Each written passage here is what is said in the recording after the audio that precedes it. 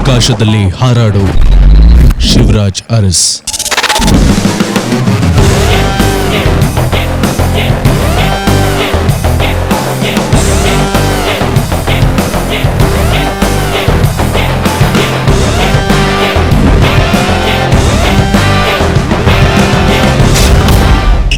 ಸ್ಕೂಟರಲ್ಲಿ cycle ಹೊಡಿತಿರೋ ಇಷ್ಟ.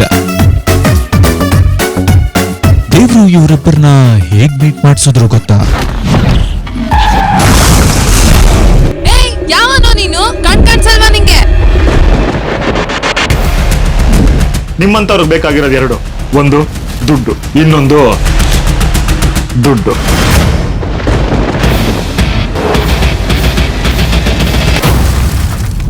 ನಿಮ್ಮಂಥವ್ರ ಗೊತ್ತಿರೋದು ಎರಡೇ ವಿಷಯ, ಒಂದು ಅಹಂಕಾರ, ಇನ್ನೊಂದು ದುರಹಂಕಾರ.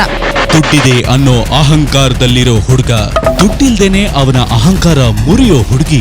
ಬರ್ತಾ ಇದೆ ಸತ್ಯಂ ಶಿವಂ ಸುಂದರಂ ಶೀಘ್ರದಲ್ಲಿ.